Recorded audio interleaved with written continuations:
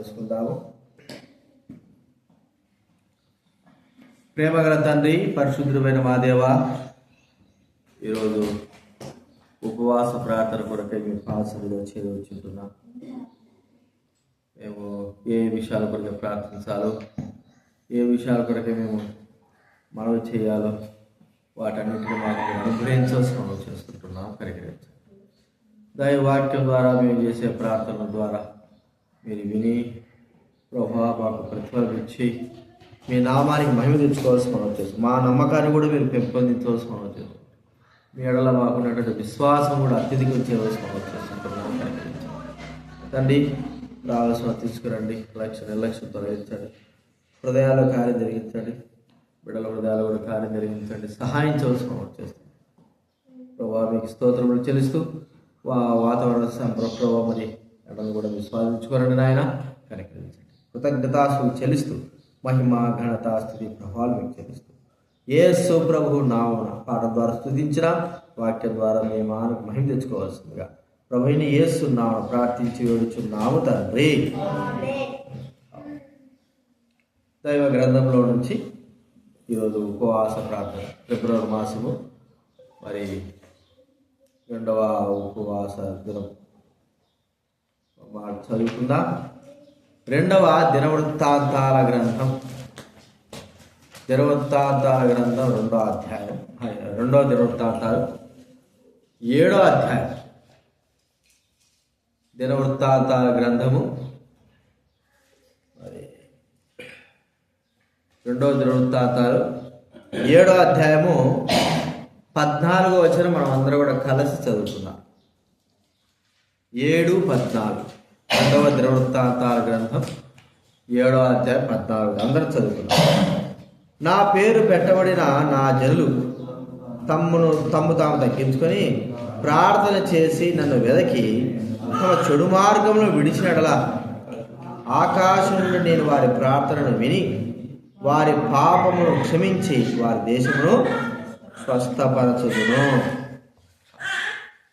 ఇక్కడ సొలొమోను ప్రార్థన ముగించిన తర్వాత మరి బలులు అర్పించిన తర్వాత ప్రభువును స్తుతించిన తర్వాత ఏ లోపము లేకోకుండా దేవుడి పని జరగడం ద్వారా మనం చూస్తుంటున్నాం. చివరికి సొలొమోను చేసిన ప్రార్థన బట్టి దేవుడు సొలొమోనుకు ప్రత్యక్షమై మరి తాను చేసిన ప్రార్థన బట్టి తనకు ఒక మనవి చెప్తా ఉన్నాడు. తనతో చెప్తా ఉన్నాడు, నా పేరు పెట్టబడిన నా జనులు ఇంత ప్రార్థన చేసినావు కదా. మరి సొలొమోను యొక్క ప్రార్థన చాలా దీర్ఘ ప్రార్థన చేశాడు. ఇంత ప్రార్థన చేశావు కాబట్టి నేను నీతో చెప్పే మాటలు విను అన్నట్లుగా చెప్తా ఉన్నాడు. ఏమంటే ఇలాగూ సెలవించిన మాట, నా పేరు పెట్టబడిన నా జనులు తమ్ముడు తాము తగ్గించుకొని ప్రార్థన చేసి నన్ను వెదకి తమ చెడు మార్గములను విడచిన ఎడల ఆకాశం నుండి నేను వారి ప్రార్థన విని వారి పాపమును క్షమించి వారి దేశమును స్వస్థపరచుదును. ఈ మాట ప్రభువే చెప్పిన మాట. నా పేరు పెట్టబడిన నా జనులు, దేవుని పేరు పెట్టబడ్డారు. ఆయన పేరు బట్టియే నా జనులు మరి ప్రార్థన చేసి, ఆయన పేరు పెట్టని జనులు ఆయన నామం నిమిత్తమై ప్రార్థన చేసిన వారు. ఎవరైతే దేవుడి నామం నిమిత్తం ప్రార్థన చేస్తారో యెహోవా నామంతో వారు రక్షింపబడతారు. దేవుడు వారి ప్రార్థన అంగీకరిస్తాడు. దేవుడు ఆ నామమును బట్టి చేసిన ప్రార్థనను అంగీకరించి దేవుడు వారికి మరి వారి మనవిని వినేవారు చూస్తుంటున్నా. దేవుడి నామమున ప్రార్థన చేయడం ఆరంభం. చూడండి, ఆదికాండం 4వ అధ్యాయం, ఆదికాండము 4వ అధ్యాయము 26వ వచనం దయచేసి చదవండి ఎవరైనా. ఆదికాండము 4వ అధ్యాయము 26వ వచనం. మరియు షేతునకు కూడా కుమారుడు అతనికి ఎనోష్ అని పేరు పెట్టాను. అప్పుడు యెహోవా నామమున ప్రార్థన చేయుట, యెహోవా నామమున చూడండి, యెహోవా నామమున ప్రార్థన చేసేదను దైవభక్తుడు అంటాడు. కీర్తనకారుడు అంటున్నాడు 116వ కీర్తనలో 13వ వచనంలో చూడండి, 116వ కీర్తన 13వ వచనం మనకు చక్కటి మాట ఉంది. 116వ కీర్తన. రక్షణ పాత్రను చేతపుచ్చుకొని యెహోవా నామమున ప్రార్థన చేసేదని. రక్షణ పాత్రను ఇంకేమన్నాడు పైన 17వ వచనం కూడా చూడండి. 17 నేను నీకు కృతజ్ఞతార్పణ అర్పించదును, యెహోవా నామమును ఏం చేస్తా అంటున్నాడు? ప్రార్థన. ఆ నామము దేవుడి నామం, ప్రార్థన ఆలకించే నామం, ప్రార్థనకు జవాబిచ్చే నామం. ఆ నామము మరి సర్వశక్తి కలిగిన నామం కాబట్టి ఆ నామం ద్వారా అన్ని కూడా చేయవచ్చు. ప్రియమైన వారలారా, ప్రభువైన దేవుడు ఇక్కడ చెప్పిన మాట, యెహోవా నామమునే ప్రార్థన చేస్తాను. మరి యేసుక్రీస్తు వారు కూడా అదే మాట్లాడు, నా నామం మీరు ఏమైతే అడుగుతారో అది నేను మీకు అనుగ్రహిస్తాను, నా నామం మీరు తండ్రిని ఏమి అడుగుతారో అది నేను మీకు ఇస్తాను. చూడండి, దేవుడి నామము, ఈ నామము తప్ప, యెహోవా నామము, యేసు నామము తప్ప ఏ నామములో కూడా ఏ వ్యక్తి కూడా మొర ఆలకించడు. దేవుడి నామంలోనే కదండి. మనం ఆలోచిస్తా అంటే ఆ నామం గొప్పది. ఆ నామం పిలవంగానే పలికేటువంటి దేవుడు. మనకు తెలుసు. మరి మొదటి రాజుల గ్రంథంలో 17-18 అధ్యాయాలు 17 అధ్యాయాలు చూస్తూ ఉంటే ఏలియా ప్రార్థన చేస్తున్నాడు. మరి 400 మంది బయలు ప్రవక్తలు ప్రార్థన చేస్తున్నారు. ఆ నామంలో, బయలు యొక్క నామంలో వారు మొరపెడతా ఉంటే శబ్దము కానీ ఎటువంటి ప్రత్యుత్తరం కానీ రాకోకుండా ఉండాలి. చూడండి, మొదటి రాజుల గ్రంథం 18వ అధ్యాయం, మొదటి రాజుల గ్రంథం 18వ అధ్యాయము 26వ వచనం చదవండి. 18వ అధ్యాయం 26వ వచనం నుంచి. వారు తమకు ఇవ్వబడిన ఎద్దులు తీసి ఉదయం మొదలుకొని మధ్యాహ్నం వరకు బయలా మా ప్రార్థన వినుము, ప్రార్థన చేసిరి గాని బయలు పేరును పెట్టి ప్రార్థన చేశారు. ప్రియమైన వాళ్ళరా, ఇక్కడ మనం చూస్తా ఉంటే బయలు పేరును బట్టి, అయితే వారికి ఎటువంటి ప్రత్యుత్తరము రావడం లేదు. ఎందుకంటే ఆ నామము వ్యర్థమైంది. అది ఊరికే పేరుకు బొమ్మ పేరు మాత్రమే. ప్రియమైన వాళ్ళరా, అయితే యెహోవా నామమున, దేవుని నామమున ప్రార్థన చేసినప్పుడు దేవుడు అంగీకరించేవాడుగా చూస్తూ ఉంటున్నాం. కాబట్టి ఆ ప్రార్థన ఇక్కడ చూడండి. ఇక మళ్ళా ఏలియా యొక్క ప్రార్థన మనకి ఇక్కడ కనబడుతూ ఉంటుంది. ఏలియా యొక్క ప్రార్థన చూడండి, 31వ వచనం.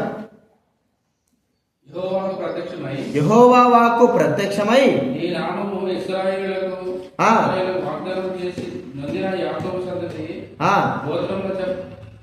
లెక్క చొప్పున 12 టాలెంట్లు తీసుకొని ఆ రాళ్ళ చేత యెహోవా నామములో ఒక బలిపీఠం కట్టించి దాని చుట్టూ 2 మానికలు 36 అస్తమయ నైవేద్యం అర్పించు సమయమున దగ్గరకు వచ్చి ఇలాగ ప్రార్థన చేశాను, యెహోవా అబ్రహాము ఇస్సాకు ఇశ్రాయేలు దేవా,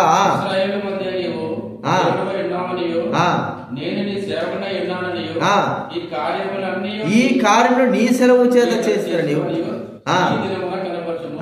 మళ్ళా యెహోవా నా ప్రార్థన ఆలకించుము. చూడండి, యెహోవా దేవుడి నామమున, ఆయన యేసు ప్రభు అయిన దేవుడి నామమున చేసే ప్రార్థన అంగీకరింపబడే చూస్తుంటున్నా. కాబట్టి ఇక్కడ మరి సొలొమోను ఏమంటే, ఎవరైతే తప్పు చేస్తారో ఈ యొక్క మరి పట్టణం వైపు తేరు చూచి నీ నామమున ప్రార్థించే వారి యొక్క పాపములను క్షమించు అంటే, నీ నామమున ప్రార్థించే వ్యక్తులకు మరి నీవు మొర ఆలకించే దేవుడవు. యెహోవా నామమున ఉన్నాడు, లేనివాడు బయలులాగా లేనివాడు కాదు. ఆయన ఉన్నవాడు కాబట్టే, సజీవుడై ఉన్నాడు కాబట్టే ఆయన దగ్గరకు వచ్చి ప్రార్థన చేసిన వ్యక్తులకు అందరూ కూడా దేవుడు ఆయన మొరను అంగీకరించి, మానవుల యొక్క మొరను అంగీకరించేవాడుగా చూస్తా ఉన్నాం. కాబట్టి ఈ దినాన ఇంకొక మాట ఉంది, మనం చూస్తాడు. ద్వితీయోపదేశకాండం 4వ అధ్యాయం, ద్వితీయోపదేశకాండం 4వ అధ్యాయము 7వ వచనం చదవండి ఎవరైనా.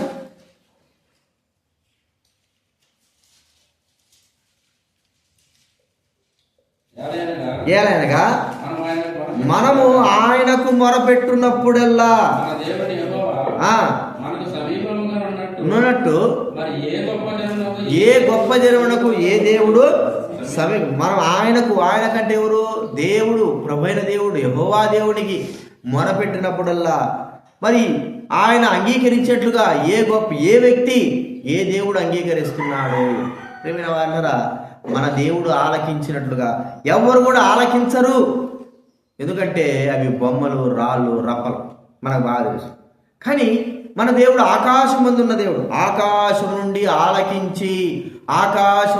ఆలకించి అనే మాట ఎన్నో వాక్యంలో వ్రాయబడి ఉంటున్నారు. దేవుడు ఆకాశం నుండి ఆలకించి. కాబట్టి ఆయన పేరు పెట్టబడిన ఆయన జలము, ఆయన నామం బట్టి మనం ప్రార్థన చేస్తే, ఎందుకంటే ఆయన జల్లము, ఆయన నామం ద్వారానే ప్రార్థన చేయాలి. ఆయన నామం ద్వారానే ఆలకించేవాడు. ఆ నామమును మనం ఉచ్చరించడం ద్వారానే దేవుడు మన ప్రార్థనకు జవాబును ఇచ్చేవాడుగా మనం చూస్తూ ఉంటాం. జవాబును అనుగ్రహించేవాడుగా ఉంటున్నాడు. ఇది మొట్టమొదటి చూస్తుంటున్నాం. నా పేరు పెట్టబడిన నా జనులు, ఆయన పేరు పెట్టబడిన ఆయన జనుల మీద మనము ఆయన పేరు బట్టి ప్రార్థించడం ద్వారా ఆయన మన మనవిని అంగీకరిస్తాడు. ప్రభువైన దేవుడు అన్నాడు, యేసుక్రీస్తు వారు అన్నాడు, ఇద్దరు ముగ్గురు కూడి నా నామమున ప్రార్థిస్తారు, నా నామమున మొరపెడతారు, నా నామమున విన్నపం చేస్తారు, నేను వారి ప్రార్థనను అంగీకరిస్తానని దేవుడు చదివిస్తుంటున్నాడు. రెండవది మనం చూస్తూ ఉంటే తమ్మును తాము తగ్గించుకుని, చూడండి 2వ దినవృత్తాంతాల గ్రంథము 7వ అధ్యాయం మనకు తెలిసిన మాటే. 14 వచ్చిన ఎవరైనా లోపల బయటికి రండి, లోపలికి రండి రా పిల్లలు, లోపలికి రండి. ఎవరు బయట లోపలికి రావాలా? నా పేరు పెట్టబడిన నా జనులు తమ్ము తాము తగ్గించుకొని. చాలు ఇక్కడ మాట ఆయన పేరు పెట్టబడిన ఆయన జిల్లమైన మనము రెండవదిగా చేయవలసిందంటే మనం ఏం చేసుకోవాలంటున్నాడు? తగ్గించుకొని. ప్రియమైన వారలారా, మనము ఒక అధికారి దగ్గరికి వెళ్ళినప్పుడు మనము ఎంతగా తగ్గించుకుంటాం, ఎంతగా విధేయత చూపిస్తాం. మరి అధికారత్వాన్ని బట్టి మనలో తగ్గింపు, విధేయత అనేది పెరుగుతూ ఉంటుంది. ఏదైనా సెక్రటరీనో లేకపోతే చిన్న చిన్న వ్యక్తులు ఉంటారనుకోండి, వాళ్ళ దగ్గర పోతే అంతగా మనం తగ్గించుకోం. మరి ఆ యొక్క ఎంఆర్ఓ దగ్గర పోయినారనుకో, డిఎస్పీ దగ్గర పోయినారనుకో, వారిని బట్టి మనము ఎలాంటి యొక్క తగ్గింపు కలిగి ఉంటామో గుర్తించుకుంటాం. ఇంకా సీఎం దగ్గరకు వెళ్తే ఇంకా తగ్గింపు. మరి మన ప్రభు ఎలాంటి వాడైనా సర్వలోక సృష్టికర్త, శక్తివంతుడు, రాజులకు రాజు, ప్రభులకు ప్రభు, ఆ ప్రభు అయిన దేవుడు దగ్గర మనం ఎలాంటి తగ్గింపు కలిగిన వారంగా ఉంటున్నాం. తగ్గింపుతో మనం చేసే ప్రార్థన, లోపలికి బెన్సీ నీకుంది నా చేతిలో, కూర్చోవాలా, నిదానం తిను.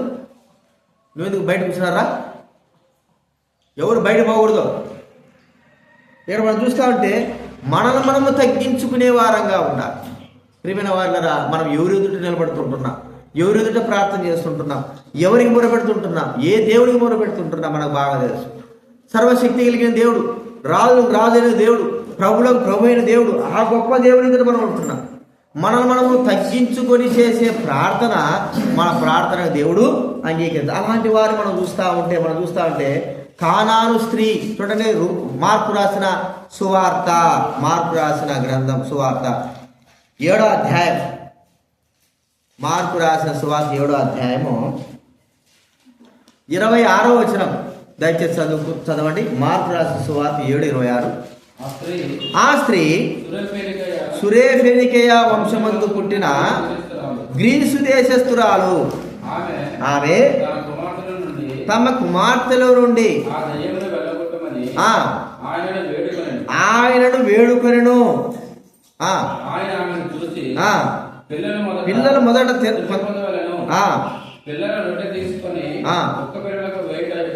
యుక్తం కాదనెను. నిజమే ప్రభువా,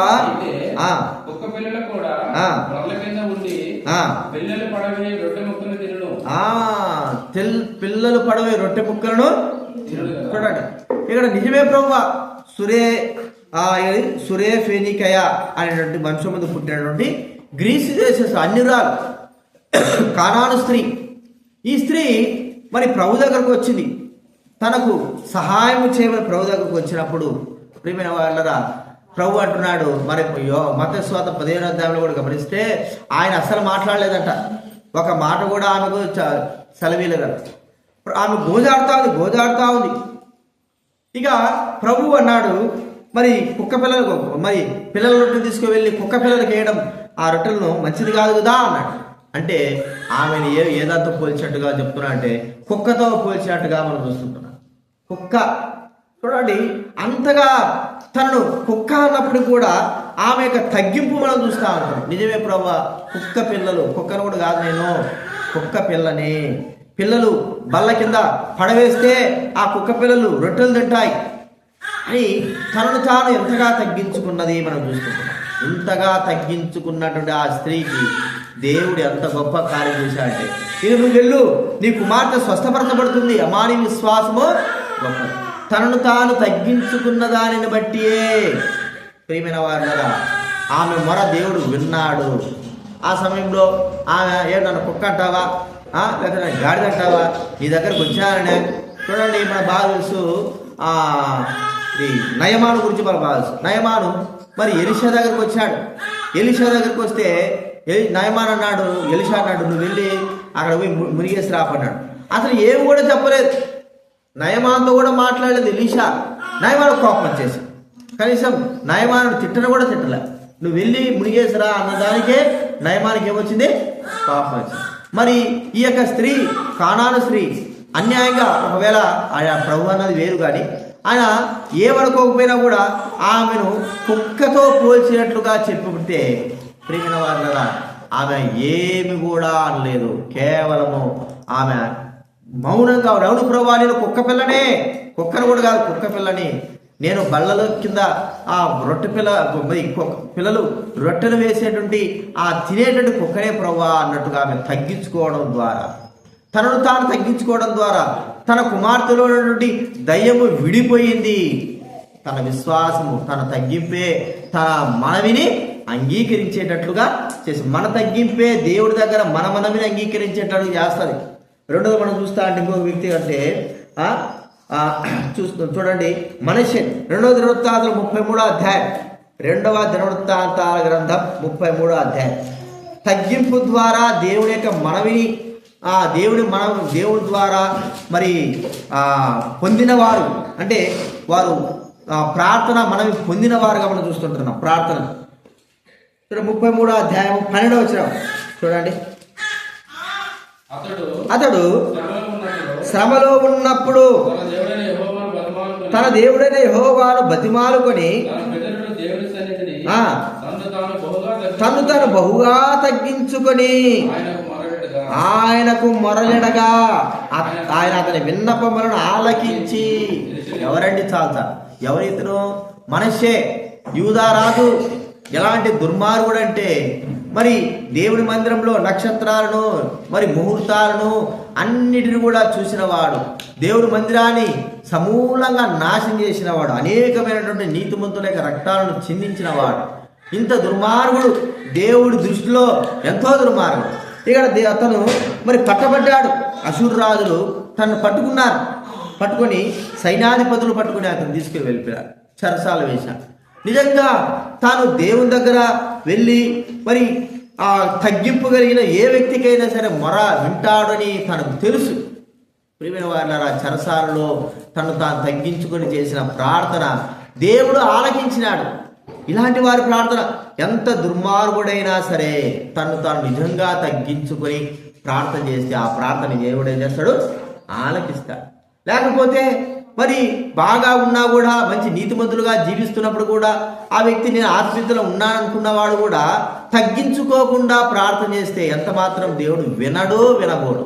ఎందుకంటే గర్వము ద్వారా దేవుడు మానవునికి దూరమైపోతాడు, కానీ మానవునిక గర్వాన్ని బట్టి దేవుడు దగ్గర కాడు. మానవునిక తగ్గింపు ద్వారానే దేవుడు మనిషికి దగ్గర అవుతాడు. మానవిక తగ్గింపు ద్వారానే దేవుడు మానవునిక మరణ ఆలకిస్తాడు. మనిషే తను తాను తగ్గించుకున్నాడు. ఆ కానాను స్త్రీ తను తాను తగ్గించుకున్నది. అంత మాత్రమే కాదు, ఆహాబుని గురించి మనకు తెలుసు. మొదటి రాజుల గ్రంథము 21వ అధ్యాయము, మొదటి రాజుల గ్రంథం 21వ అధ్యాయం 27వ వచనం చదవండి ఎవరా. 27, 28. ఆహాబు ఆ మాటలు విని తన వస్త్రము చింపుకొని పరుండి వ్యాగులు పడుచుండగా తిష్బీయుడైన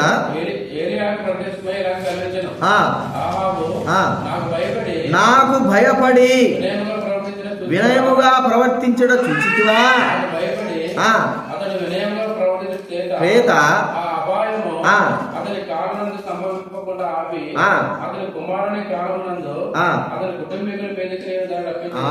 ఆహాబుని గురించి మనం బాగా తెలుసు. నాబోతు యొక్క పొలాన్ని అన్యాయంగా గుంజుకున్నాడు. నాబోతును నిరపరాధిని చంపించేశాడు, అబద్ధాల సాక్ష్యాలు పెట్టించి తన భార్య మాట వినిచేశాడు. దేవుడు ఏలియా ద్వారా తనకు మరి మాట సెలవిస్తుంటున్నాడు. నాబోతు యొక్క రక్తము ఎక్కడైతే నాకినాయో ఆహాబో నీ రక్తం కూడా అక్కడే రాకుతాయి నా కుక్కలు, మరి నువ్వు తెలుసుకో జాగ్రత్త అన్నట్టుగా మాట్లాడితే ప్రియమైన వారంటారా, ఆహాబులో ఎట్లొచ్చింది ఆ వినయమైన ప్రవర్తన, ఆహాబులో ఆ తగ్గింపు ప్రవర్తన. ప్రియమైన వారరా, నిజంగా తను తాను గుర్తించుకొని తాను చేసిన తప్పును గుర్తించుకొని దేవుని ఎదుట భయము కలిగి వినయముతో ప్రార్థన చేస్తూ వచ్చాడు. అప్పుడే కదా దేవుడు అంతకు ముందే కదా ఆహాబును చంపి నాబోతును చంపించాడు. అతని రక్తము మరి కుక్కలు కూడా నాకినాయి కదా, అన్యాయంగా చంపించాడు కదా. వెంటనే అంత తగ్గింపు ప్రవర్తన కలిగి భయభక్తులు కలిగి ఉంటే ఎలాగా ఆలకించాడండి. ప్రియమైన వారలారా, ఏ వ్యక్తి అయితే హృదయపూర్వకంగా తగ్గింపు కలిగి వినయము భయభక్తులు కలిగి తగ్గింపు కలిగి ప్రార్థన చేస్తాడో అప్పుడే తాను చేసిన తప్పైనా సరే దేవుడు వెంటనే క్షమించేవాడుగా చూస్తూ ఉంటున్నాడు. అంటే వెంటనే తన మనవిని అంగీకరించేవాడుగా ఉంటున్నాడు. మనవిని అంగీకరించాడు. ఏం చేశాడు? ప్రభు మనకు బాగా తెలుసు, ఆ యొక్క శిక్ష తన మీదకి రాకుండా తన కుమారుడి కాలంలో ఇస్తాడని సెలవిస్తూ వచ్చాడు. ప్రియమైన వారరా, అంతగా తగ్గించుకున్నటువంటి ఆహాబు యొక్క శిక్ష తప్పింపబడి దేవుడు తన మనవిని అంగీకరించాడు. దానికి కారణము దేవుడి భయము కలిగి ప్రవర్తించి తను తాను తగ్గించుకుని చేసిన ప్రార్థనే దానికి కారణం. కాబట్టి మనం గుర్తించుకుంటున్నాం, మరి కానాను స్త్రీ యొక్క తగ్గింపు, మనష్య యొక్క తగ్గింపు, ఆహాబు యొక్క తగ్గింపు మనం చూస్తుంటున్నాం. అంత మాత్రమే కాదు, మనం చూస్తే చేత కాదు అని అనుకున్నటువంటి వ్యక్తి యెహోషాపాతు. చూడండి, 2వ దినవృత్తాంతాల గ్రంథం 20వ అధ్యాయం. 2వ దినవృత్తాంతాల గ్రంథం 20వ అధ్యాయం 12వ వచనం చదవండి ఎవరైనా. 2వ దినవృత్తాంతాల గ్రంథం 20వ అధ్యాయం. నీవు వారికి తీర్పు తీర్చవా, మాకు శక్తి చాలదు,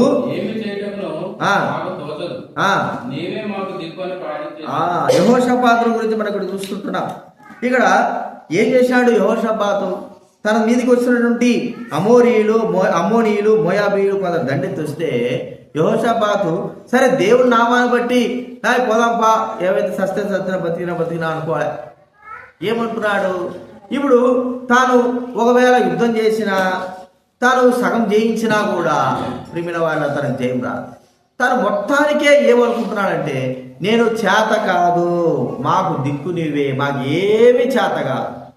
ఖడ్గాలు పట్టచ్చు, లేకపోతే ఏదో యుద్ధం చేయడానికి ముందుగానే రావచ్చు, పౌరుషం చూపించి, అది ముఖ్యంగా ముందు దేవుని ఎదుట తను తాను తగ్గించుకొని చేతకాని తన జీవితాన్ని ప్రభు ఎదుట పెట్టుకుంటున్నాడు.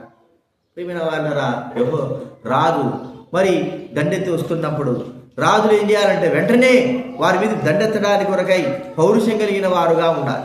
అయితే యెహోషాపాతు ఏం చేస్తున్నాడంటే ముందు తనను తాను తగ్గించుకొని చేత కాదని దేవుని ఎదుట ఒప్పుకుంటున్నాడు. దేవుని ఎదుట ఎప్పుడైతే ఒప్పుకున్నాడో దేవుడు తన మనవి ఆలకించాడు. దేవుడు తన మనవి ఆలకించి వారు ఎటువంటి యుద్ధంలో పోట్లాడుకోకుండానే దేవుడు ఒక గొప్ప విజయాన్ని అక్కడ కలగజేసినాడు. మరి వారికి వారే చంపుకున్నారు. బెరాకా లోయలో వారు విజయోత్సాహంతో జెండా ఎగిరేసినట్టుగా మనం చూస్తూ ఉంటున్నాం. విజయోత్సాహం ఇది ఎలాగ జరిగింది? ప్రియమైన వారు ఒకవేళ పోరాడినా కూడా గెలవగలరా? గెలవలేరు. కేవలము వారిని వారు తగ్గించుకొని చేసిన ప్రార్థన బట్టి వారికి విజయానికి కారణమవుతూ వచ్చింది. కాబట్టి తమ్మును తాము తగ్గించుకున్న వారి యొక్క ప్రార్థన దేవుడు ఖచ్చితంగా అంగీకరిస్తాడు. కానాను స్త్రీ ఏం చేసింది? ప్రార్థన చేసింది. మనష్య ప్రార్థన చేశాడు, యెహోషాపాతు ప్రార్థన చేశాడు, ఆహాబు ప్రార్థన చేశాడు. వీళ్ళందరూ కూడా ఎలాంటి ప్రార్థన చేశారంటే తమ్మును తామే తగ్గించుకున్నారు. దేవుడు అన్నాడు కదా, తమ్మును తాము తగ్గించుకొని నన్ను వెతికి తమ చెడు మార్గం విడిస్తే నేను ఖచ్చితంగా వారి ప్రార్థన వింటాను. ఇది మనం రెండోది మనం చూస్తుంటున్నాం. మూడవదిగా చెడు మార్గం చూడండి. రెండవ దినవృత్తాంతం మనం చూస్తే 7వ అధ్యాయం, 2వ దినవృత్తాంతాల గ్రంథం 7వ అధ్యాయం. తమ చెడు మార్గములను నన్ను వెదకి తమ చెడు మార్గములను విడిచి. చెడు మార్గం మనం ఎప్పుడైతే చెడు మార్గంలో ఉండి ప్రార్థన చేస్తామో దేవుడు మన మనల్ని అంగీకరించాడు. చెడు మార్గం విడవాలి. చూడండి, చెడు మార్గం విడిచే వారి వైపు ఆయన చేతులు మరి సాపుతా ఉంటున్నాడు. యెషయా గ్రంథం 65వ అధ్యాయం. యెషయా గ్రంథము 65వ అధ్యాయం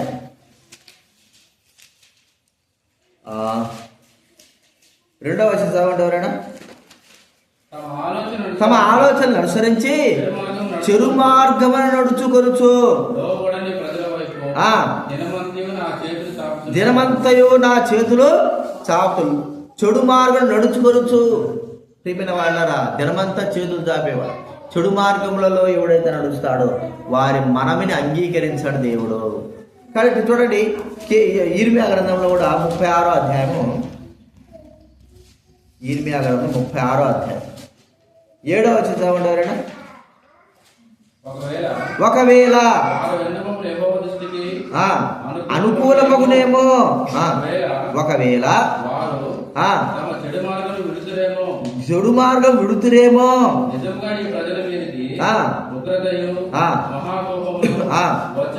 వచ్చునని యెహోవా ప్రకటించి. దానిపై వచ్చి చూడండి 3వ వచనం చదవండి. 3వ వచనం కూడా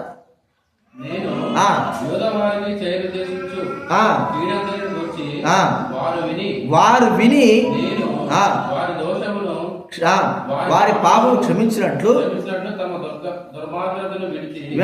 పశ్చాత్తాపడుదురేమో. చెడు మార్గములను విడిచి మనం చేసే ప్రార్థన, చెడు మార్గంలో విడవకోకుండా కష్టాల్లో, సమయాల్లో, పరిస్థితులలో మనం చేస్తే అంత మాత్రం కూడా దేవుడు అంగీకరించడు.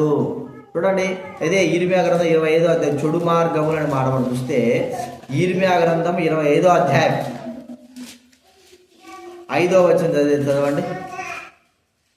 25:5 4, 5, 6 చదవండి మాటలు. నా కోపం పుట్టించకుండానట్లు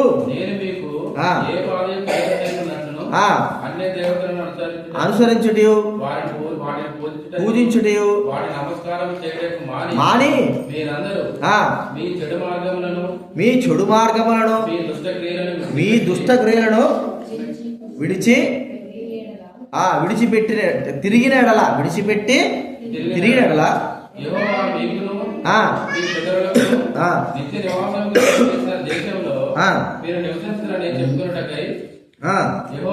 యెహోవా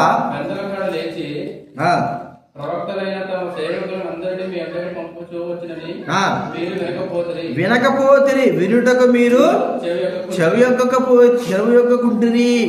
మీకును మీ పితరులు నిత్య నివాసంగా దయచేసిన దేశంలో మీరు నివసించుదురని చెప్పుటకై చెడు మార్గములను విడిస్తే. ప్రియమైన వాళ్ళరా, చెడు మార్గం ఏమిటి? మనమేమో చెడు మార్గం చేస్తున్నామా? దేవుడికి ఏదైతే అయిష్టమైంది చేయడమే చెడు మార్గం. దేవుడికి ఏదైతే మరి ఇష్టం లేదే చేయడమే చెడు మార్గం. ఆయనకు ఆయాసకరముగా జీవించడమే చెడు మార్గం. దానిని విడిచిపెట్టడం ద్వారా దేవుడు మనల్ని అంగీకరిస్తాడు. మరి వారు మనసు మార్చుకొని నా చెడు మార్గం విడిస్తే నేను వారి ప్రార్థన అంగీకరిస్తారని దేవుడు సెలవిస్తూ ఉంటున్నాడు. ఎవరైనా సరే చెడు మార్గం విడిచి ప్రార్థన చేస్తే, దేవుడికి సంతోషకరమైన జీవితం జీవిస్తూ ప్రార్థన చేస్తే ఖచ్చితంగా దేవుడు అంగీకరిస్తాడు. ఖచ్చితంగా వారి మనను దేవుడు వింటాడు అని మనం గుర్తించుకోవాలి. కాబట్టి మూడోది మనం చూస్తుంటున్నాం, చెడు మార్గములను విడిచి. ఆ చెడు మార్గం విడిచి, దేవుడికి ఆయాస్కరంగా విడిచి, దేవుని బాధ పెట్టే కార్యం విడిచి మనం ఎప్పుడైతే ప్రార్థన చేస్తామో ఖచ్చితంగా దేవుడు మన ప్రార్థన అంగీకరిస్తాడు. ఇది మూడవ చూస్తున్నాం. చివరిగా ఆయన అన్నాడు, నేను వారి దేశం స్వస్థపరిచి వారి పాపం ఏం చేస్తాను, క్షమిస్తాను, అంటే ఆలకిస్తాను. ఇన్ని కారణం చేస్తే దేవుడు మన ప్రార్థనను ఏం చేస్తాడంటే ఆయన అంగీకరిస్తాడు, మనల్ని స్వస్థపరుస్తాడు, మన పాపాలను క్షమిస్తాడు. ఇంతకంటే మనకు కావాల్సిందేంటి? ఇంతగా మనం చేసిన ప్రార్థనలకి జవాబుగా చివరికి మనకు దొరికేటువంటి ధన్యకరమైంది అంటే మన పాపాలు క్షమించి, మన దేశాన్ని స్వస్థపరిచి, మన సంఘాన్ని స్వస్థపరిచి, మనల్ని స్వస్థపరిచి మన పాపాలు క్షమించడమే మనకు కావలసినటువంటి గొప్ప కార్యం. అదే మనం ఎదురు చూసేది.